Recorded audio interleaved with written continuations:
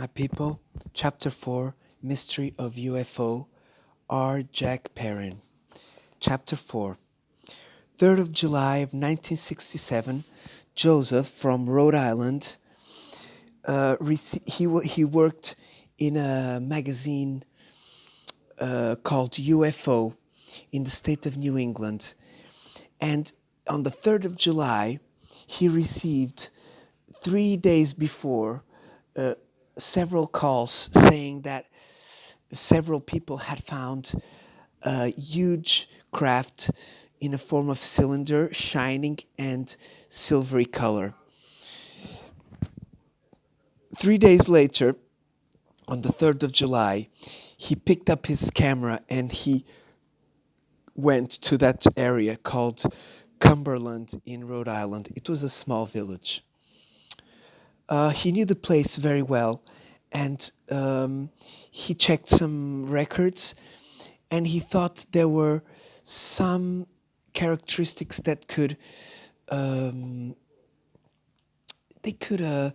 characterize a UFO sighting.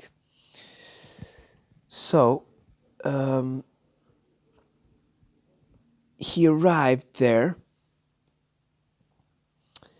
and he walked for a bit, concentrating on the soil, on the ground, to see if he found any pieces or any traces. And when he turned over his left shoulder, the same object appeared. He didn't hear anything at all. But when he turned, the object was there. It was moving slowly, balancing like a boat over the water. Guys, this is similar to the flying boat that Portuguese ancestry has written on some books. I saw it on Alien Scientist, guys. Imagine that. Jeremy from Alien Scientist. I saw that photo there. And I saw the flag of Portugal, and I was like, what the hell? And it's a flying boat. It's crazy. I don't know how they did it. Okay, let's continue.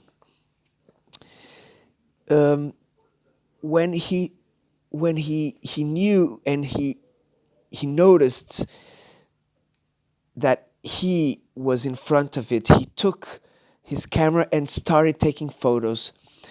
After 2 or 3 photos, he noticed that the craft had an opening on the lower part, and very suddenly something was thrown inside like a spherical ball. The orbs, guys. He wasn't sure what should happen to the object next, so he took 2 more photos to the object before it changed position, becoming vertical. And after a few seconds, it flashed and it disappeared. He didn't see any noise at all. He noticed that the pointy cigar-shaped object looked like it had pieces of a pulsation. See photos 6, 7, and 8. Wait a second.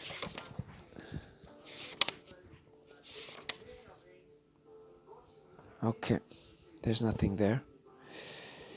Similar to the movement of an embolus.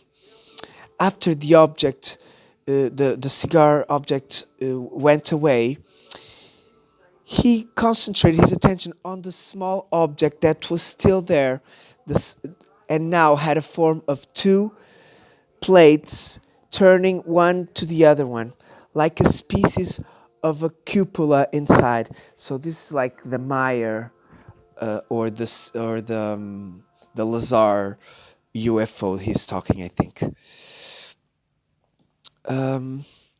He took 2 photos, and where the cigar went afterwards. Okay. on the small object that was still there. Now it was different shaped with with the UFO. He took two photos to this disc shaped UFO, and before it went away, he took the big cigar. He took photos again to the big cigar craft. Afterwards. Okay, so he thought that the cigar shape went in the direction of the water reservoir that he knew was nearby. He thought that the big craft had at least 60 meters length, and he thought that it was about maybe 150 to 200 meters of distance from him. So after he calmed down, he estimated that the object could be maybe 30 to 45 meters, so a little bit less than 60 meters. Um, and the small object had 4 to 5 meters. So 4 to 5 meters, I think in feet is maybe like 10 feet, 5 to 10 feet. So I'm not sure, but it's the size of like maybe a medium-sized boat. The bigger craft had 4 lights on the lateral part of the cigar, and he thought that they were coming from the inside of the craft, not from the outside. So it wasn't a signaling light, it was different. So Mr. Joseph observed 2 objects, and none of the 2 objects emitted any sound. The bigger one, even in the sky, was complete silence. One coincidence was that he noticed that the object looked like it came from the region where the water reservoir was, which you can compare with observations made in New Jersey, which they had many calls, where there were signaled a big number of UFOs in the sky. And this was largely talked on the press. So this reservoir is a big reservoir of drinking water, which drains a village nearby. Bless you, my people. I hope to enjoy chapter 4.